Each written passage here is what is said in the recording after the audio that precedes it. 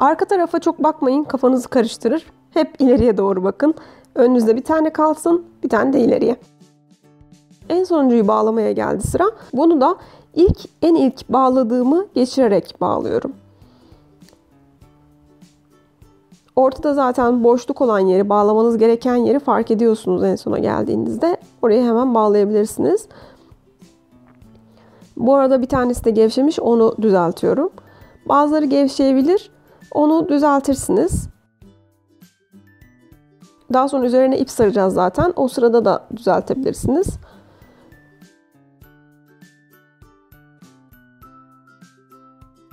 Ve ilk halkamız tamamlanıyor böylece.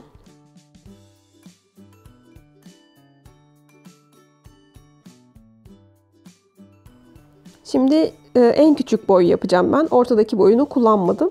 Bu şekilde daha güzel olacağını düşünüyorum. Üçlü olması da çok abartı gelecekti artık. En küçük için de yine aynı şekilde dizeceğim ama bunun daha uzun olmasını istiyorum. O yüzden biraz daha fazla boncuk dizeceğim. En küçük boydan 9 tane dizerek başlıyorum. Dediğim gibi bu sayılar benim o sırada yaparken nasıl içimden geldiyse öyle yaptığım sayılar. Siz istediğiniz gibi değiştirebilirsiniz. Ahşap boncuklar birazcık pahalı olduğu için maliyetli bir proje oluyor aslında ama çok güzel. Hani satın almaya kalksanız çok çok daha pahalı olur. Bunun yerine plastik boncuklar, bu kadar büyük irileri var mı bilmiyorum, çok göremedim ama plastik boncuk da kullanılabilir aslında bu renk olan.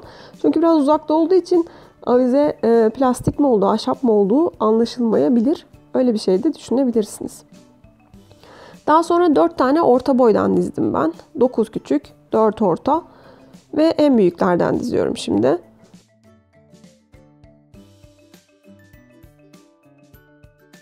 En büyüklerden de 3 tane dizdim.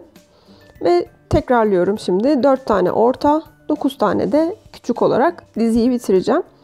Bu dizilerden de 8 tane yapacağım. Bu halka daha ufak olduğu için 8 tanesi yeterli geliyor. Bu sayıyı arttırabilirsiniz. Daha sık, daha gösterişli bir avize isterseniz veya daha da sadeleştirmek isterseniz azaltabilirsiniz. Tamamen sizin isteğinize kalmış dediğim gibi.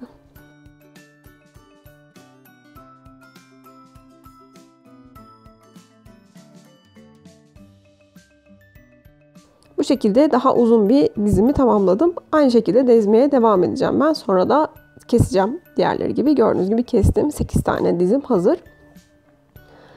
Bir önceki büyük halkayı yaptığım gibi bir uçtan hemen bağlayarak başlıyorum. Aynı şeyleri yapacağım yine.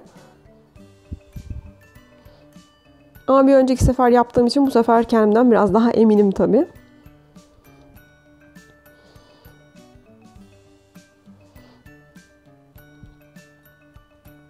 Bu dizileri bağladıkça aralarındaki boşlukları hepsinin birden orantılayabiliyorsunuz.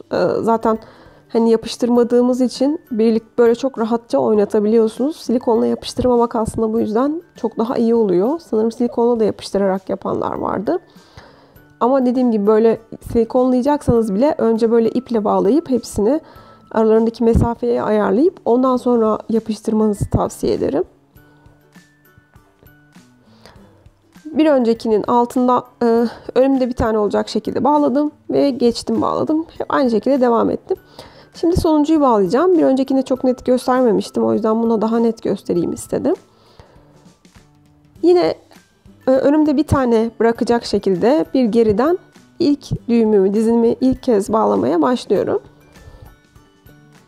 Diğer tarafta da ilk başladığımı geçirerek ilk attığım düğümün bir ilerisinden bağlıyorum. Bu şekilde bu patern, desen devam etmiş olacak. Hiç bölünmemiş olacak. Ve küçük halkam da tamamlanmış oluyor böylece. Bu aşamaya kadar aslında oldukça hızlı gidiyor proje. Böyle 2 tane ikili yapmış oldum ben. Üçlü olması dediğim gibi birazcık çok geldi benim gözüme. Ve boyutları çok yakın olduğu için çok iyi olmayacağını düşündüm. İkili yaptım. Şimdi bir makas yardımıyla uzun kalan ipleri böyle altında 2 santim kalacak şekilde kesiyorum. Üzerine tekrar ip saracağız ve bunların hepsi gizlenecek. Ama çok uzun olanlar bana uğraş çıkarmasın diye bıraktım. Şimdi ben üzerine kağıt ip saracağım. Bu kağıt ipi bir tane düğüm atıyorum.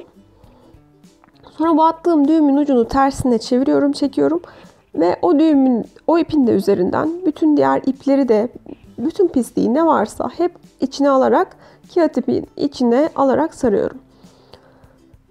Hep aynı yönde, dışarıdan içeri veya içeriden dışarıya, sizin nasıl rahatınıza gelirse o şekilde ipi sarmaya başlıyorum. Bu ipten böyle ben 1-2 metre uzunluğunda kopardım ve sardım bu şekilde. Siz bu kağıt ipin yerine jüt ip kullanabilirsiniz. Doğal rafya kullanabilirsiniz. Diğer rafya kağıt iplerden, açılık başı olanlardan kullanabilirsiniz. Elinizde ne varsa onu kullanabilirsiniz. Dizlerin de bağladığım yerlerin üzerinden sarıyorum. O beyaz ipin görünmesini engelliyorum. Ve parça ipleri de sarıyorum. Bu aşamada böyle çok gevşemiş dizler olursa onları da düzeltiyorum. Bu krem rengi ip benim çok hoşuma gitmedi. O yüzden başka renk ipe geçtim. İpiniz bittiğinde nasıl eklediğimizi gösteriyorum burada da. O ipin biten parçasını da, yeni ipi de elimin böyle bir tarafına sabit tutuyorum. Bunun üzerine sararak kendi kendini sabitlemesini sağlayacağım. Sadece ipin uçlarını tuttum. Üzerine de sarıyorum gördüğünüz gibi. Ne bir düğmeye ihtiyaç var ne başka bir şeye. Sepet videolarımı izlediyseniz zaten bu tekniği biliyorsunuzdur. Uçları tutup üzerine sararak orada sabitlemiş oluyoruz. Bu renkle ahşap boncuklar bence kendini daha güzel gösterdi. Diğer krem rengi iple çok ton sür ton olmuştu. O yüzden böyle devam ettim. Bu kısım birazcık uzun sürüyor ama çok da uzun değil.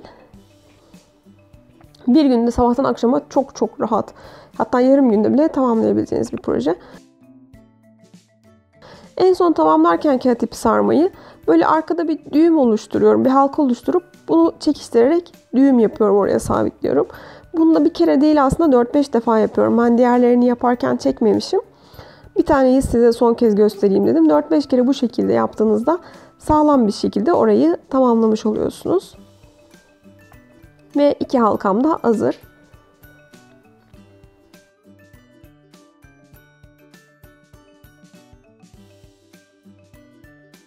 Şimdi bu 2 halkayı birbirine bağlayacağız. Ben bunun için yine kullandığım kağıt ipten bir parça kullandım. Ama bunun yerine gene ince bir naylon ip veya misina kullansam daha güzel olabilirdi sanırım. Ben ipi böyle ortadan katlıyorum. Ve katladığım yerden önce küçük halkayı geçiriyorum. Bu şekilde düğüm yapıyorum. Makrome düğümü gibi.